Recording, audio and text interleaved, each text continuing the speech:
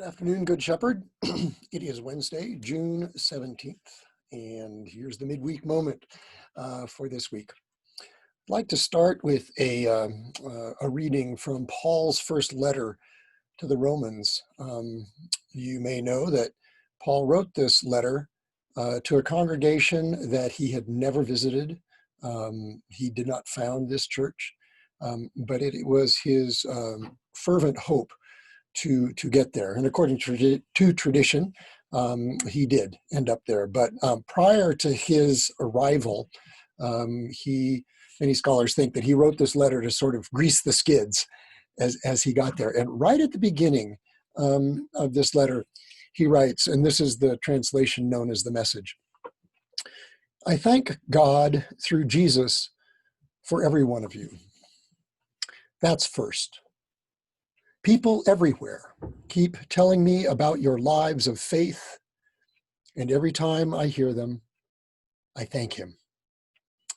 And God, whom I so love to worship and serve by spreading the good news of his Son, the Message, knows that every time I think of you in my prayers, which is practically all the time, I ask him to clear the way for me to come and see you. The longer this waiting goes on, the deeper the ache. I so want to be there to deliver God's gift in person and watch you go stronger before my eyes.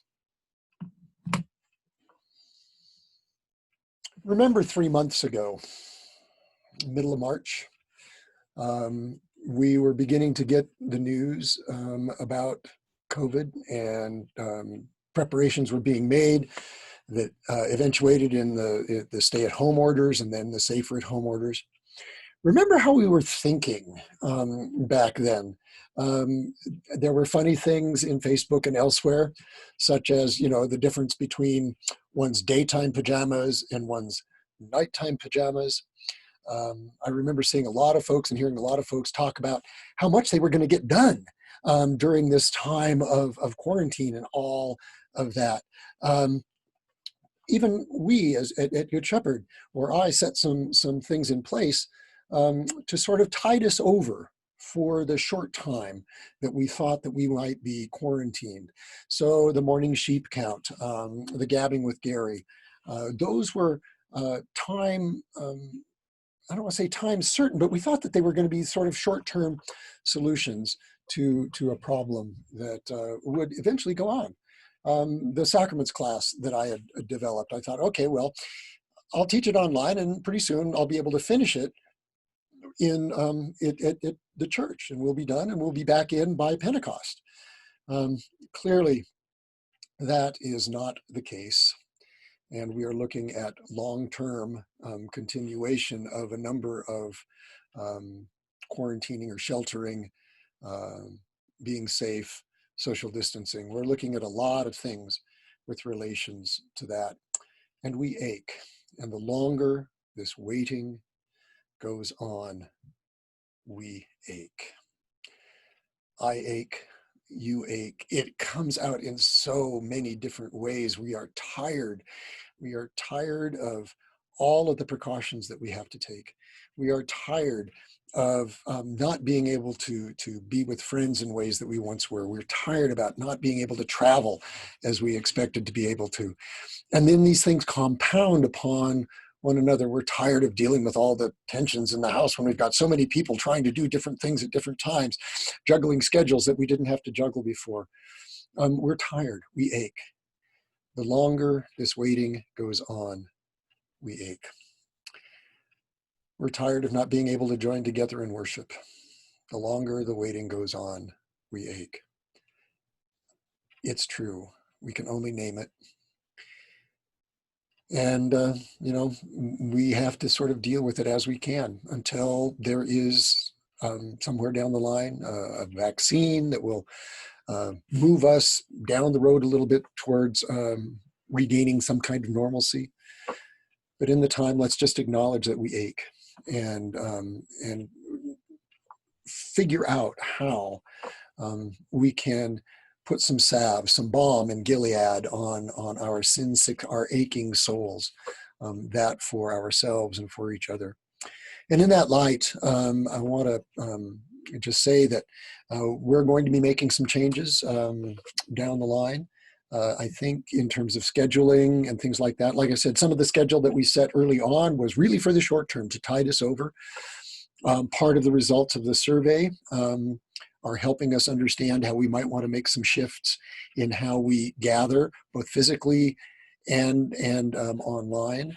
We'll be talking about that in a couple of meetings that I'll be having over the next few days. I hope by this time next week to give you even more information. What we heard, we had 140 responses, and our average Sunday attendance is about 190. So that's an incredible response rate. And it shows how invested this congregation is in the life of Good Shepherd. And we're so grateful for all of you who took time to not only fill out the little bubbles, which we're not doing, but clicking the right numbers, but for the comments. The comments have been so instructive and so helpful. Not everybody's on board in the same direction. Some people are really anxious to get back together. Some people are really cautious. The ache is different in both cases. We're trying to figure out the best way to provide options for those who want to come back and meet together, but at the same time making sure that there are options for those who do not feel ready to come back. And those are conversations that are ongoing. And like I say, I hope we'll have more input to give you, or more answers to give you a week from now, after some of these other meetings have gone on. But we are all aching. And I just want to make sure that you all know that. There's another ache, and we're aware of that too. And in many respects, it's a much bigger ache than the ache that we at Good Shepherd are feeling. And we have seen it boil over in violence and in protests and anger, justifiable. The longer the wait, the deeper the ache, and our African-American brothers and sisters have waited a long time, and the ache is palpable. And we see that. And it's hard for us to know what to do with that. We tend to be, down here in the southern metro area, a little bit set aside from what's going on elsewhere. But the ache is no less even for us, because we as Christians who care, ache as well when we see what is going on. And we're struggling to figure out how to address that as a congregation, certainly, and then as a nation. But that ache, we can't ignore. We can't ignore that ache and say, well, once we resolve how we're going to get back in the building, we'll address that. And that's not anything that we have any intention of doing, is ignoring that ache. If you haven't seen it already, there was an email that went out earlier today announcing, we apologize for the short notice, but there is an ongoing discussion that will be beginning tonight that Deb Sampson and a local neighbor of Good Shepherds will be facilitating. You can go back to that email and find more information about what that is. But it is, again, how to address, especially as a predominantly white community, how to address that ache that is so prevalent in our African-American communities. So take a look at that. That is one option that we will be providing, and there are others that are being discussed throughout the congregation, and other opportunities that we will make available to you that are coming to us from the national church or from other organizations that will be appropriately handled online as we need to. And then the last thing that sort of relates to that is this coming Sunday, the adult forum will be a Bible study on a section of the book of the prophet Amos.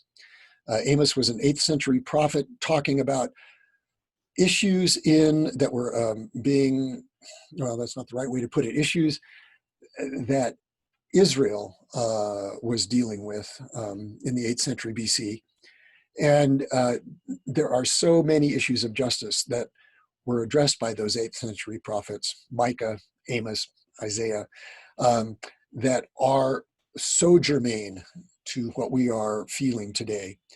And so please join us after church on Sunday to discuss this passage from Amos.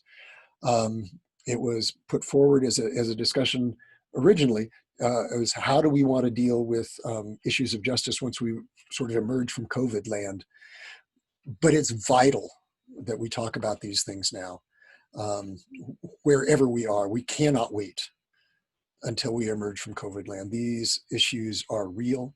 They are tearing us as a nation, as a community, as individuals apart. And we really need to figure out how we can move forward, how we can get a handle on these. And we need every voice that we can, every perspective that we can to be able to address them. So until Sunday, I pray for you. I give thanks for you. I long to be with you and to see you grow, to see us grow as a community. The longer the wait, the deeper the ache. But it doesn't stop us from doing what we need to do. If Paul had been able to get to Rome when he wanted to, we probably would not have this amazing, amazing theological document that is the book of Romans that has become so foundational for us as Christians. He really worked things through because he couldn't get there when he wanted to. That ache produced something amazing. Let's hope that this ache that we feel for our community, our church community, and our wider community produces something amazing. And with God's help, it will. God bless you, my brothers and sisters.